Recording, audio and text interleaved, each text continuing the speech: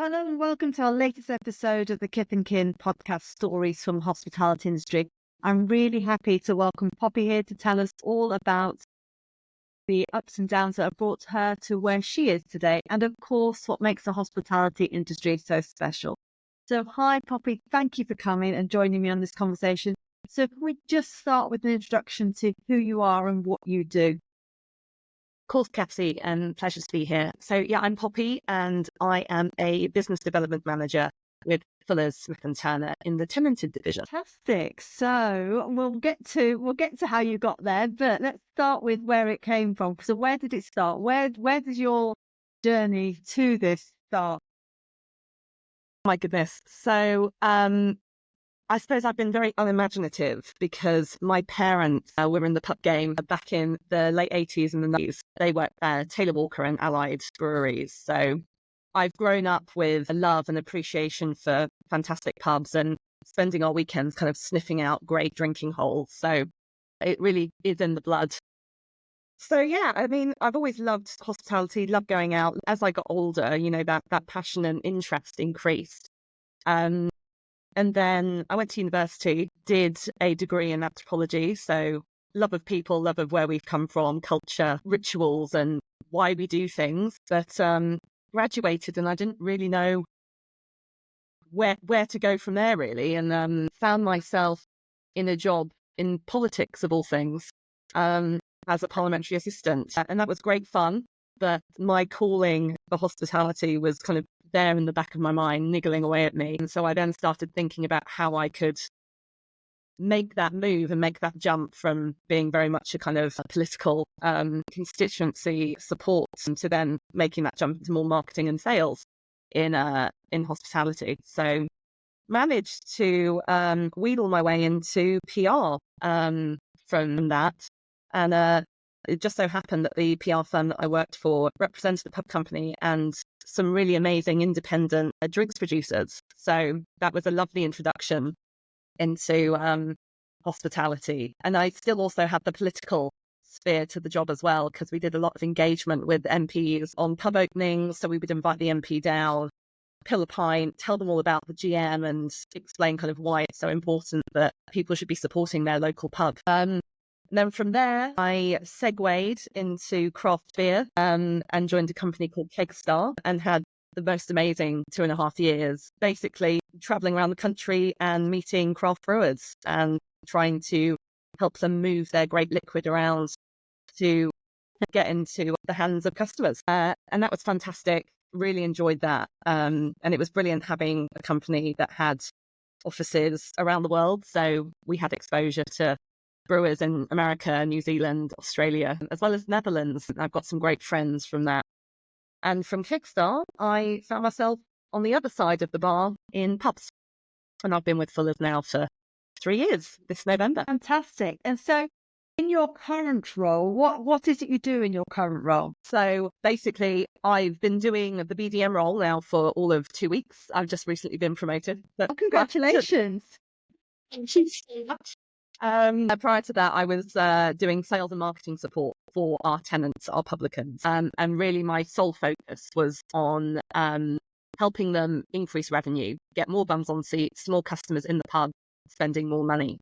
So it was a really creative role and I absolutely adored it. Working with the tenant to just brainstorm ideas, look at the range and basically see the gaps and the opportunities in their current offer that they might not be exploiting. So really my current job is that, but with the other stuff and the other kind of compliance, rent review, property support that comes with being an area manager or a BDM. So tell me about the company. So Fuller's, because there'll be some people listening who don't understand actually how pubs work. So, and I get this all the time. So people will say, well, it's a pub, who's that pub owned by? But this is tenanted, isn't it? So the Fullers own the pubs and then the tenants are independent business owners. Is that how it works? Totally. Yeah. So Fuller's is just a pub company now. We sadly don't have the brewery anymore, but we're supported by Asahi, who manage all of our brewing operations and provide us with our lovely beer. So yes, exactly as you said, we own the buildings or we lease and rent the buildings. And we then rent those buildings to a tenant or a landlord as, a customer might be more familiar with that terminology. And what I love about the tenanted business is that it really is their business. They are an independent operator. And my job is really just there to support their business to be the best it can be. They buy all of their wet products, so beer, wine, soft drinks from us. But their menu, their event calendar, how they engage with the community is completely up to them. And they're free to do what they wish with that. So it really, as part of the process of recruitment, we're really keen to find out what someone's vision is for the pub. So having a really clear vision is really important for us, so we can kind of imagine and see where they want to take this business. It's a really great model, isn't it? Because I know, because I was a tenant at some point in my career, but it's this really nice model where you have the independence to create your own business, but you've got the support of this big organization behind you. So people like you, who, as you described, you're there supporting them, sharing ideas and helping them make it work. So it's a really nice model, isn't it? Totally. I think it's actually really daunting. People think, oh, I'd love to run a pub and how fun would that be? But when you look behind the curtain of what is involved in running a pub business, there is so much to manage, to do, to find out about, to learn. I mean, I all credit to people that kind of go it alone and do it on the fly and freehold basis. Yeah. But I think being a tenant, especially for a company like Fuller's, we've been around since 1845. So you've got that history, you've got that family ethos that's really, really important to us. So, you're looked after, and it's about doing the right thing for the right person and really fostering that relationship. So yeah, I think it's a great model. Part of your role is also finding those tenants, isn't it, and sort of putting them in the first place. So how do you go about finding these people, and what are you looking for when you're looking for a tenant for a pub that's become available? So finding the tenant is really, we obviously advertise the pub. So we will put adverts out, and we have our website that we advertise upcoming vacancies. So sometimes people will come to us, but more often than not, we will be going out and about and trying to find great people that we think would be a great fit. I think the first step is knowing, for example, if the pub hasn't necessarily gone in the direction that we might think it should be, so it might be being run as a sports pub, but we're thinking actually the area's changed, it's no longer fits that kind of clientele or that vision. I think it's really important to know where you want to take it and having an idea of that. Because then if you're able to sell your vision, you're more likely to find a tenant that buys into that or has something similar. And I think that's really key, first of all, to kind of be aligned on where you want to go. And then it's just about networking, really. I think it's really important for us to get out and about, go and visit local competitors, speak to people who are running great pubs, and people that might be wanting to expand their empire of pub businesses, or people that have dropped away from hospitality. They might be doing something else, but have got a background in catering or pub businesses and want to come back into it. So it's about keeping your ear to the ground, speaking to your tenants, speaking to your suppliers, speaking to your stock takers. That's where we find that we get the most value, really, and the best people is from that kind of network and the little black book that you build up. That's the best way, really. If there was anyone sort of thinking out there who thinks, oh, because actually, this is really interesting, because there will be people listening to this who've always thought, oh, I might want to own a pub one day or run my own business one day. And certainly when I was running my businesses, quite often, I would be encouraging my managers, once they've been trained and they were like going, actually, I might want to do this one day, to say, well, go on, you can do it. Mm-hmm. But it is really daunting to do that. And certainly, when I first started, which is 30 years ago, I started free trade. I started right from scratch, built my place from scratch. Those options aren't available to people anymore, unless you've got really deep pockets, which who has. Right. But the route through to be able to own your own business through a tenancy becomes really affordable, doesn't it, for people if they've got the right background and they've got the right skills? Yeah, it's definitely a more affordable way of doing it. I think what has been really interesting is recently we've had some GMs that have come across. So very managed, controlled backgrounds and, have that great basis. And they want to take it to the next level of doing it themselves. And that's been a very interesting transition to kind of observe, because they go from having all the support that a managed business has to then actually having to forge their own path. But it's been amazing watching those GMs flourish, really, and really take the bull by the horns and go for it. Because suddenly, they realize they have all this freedom. I think that the main thing I would say is, like, yes, while it's more affordable, you still need a decent investment to go in with, because, people forget about the F&F that you might have to either buy outright or rent. And obviously you've got stock, you've got wages that you need to be able to pay to be able to recruit people, etc. So there's lots of different ways. Obviously, the beauty of the pub industry is there's more than one way to skin a cat, isn't there? There's lots of different agreements, there's lots of different types of pub company. And so I think the key thing I would say is do your research and make sure that you really understand your agreement. You understand kind of what your responsibilities are, what the responsibilities of the pub company are, and, just ask questions. I mean, we're so lucky in that we are a small industry. There's lots of support and information out there with people like the BII and the BBPA, so you can get a good idea of what costs are going to involve. So yeah, there is support and there are people that are willing to chat. And I think we're very keen to help people that might not have done it before. Just because you've not run a hospitality business doesn't mean it would be a no. It's just about making sure people go in completely eyes wide open and know exactly what they're getting themselves into. Because it's hard out there right now. And I think especially this year, it's been tougher than it's ever been. So you just have to be a bit more flexible and a bit aware of what you're taking on. Yeah, absolutely.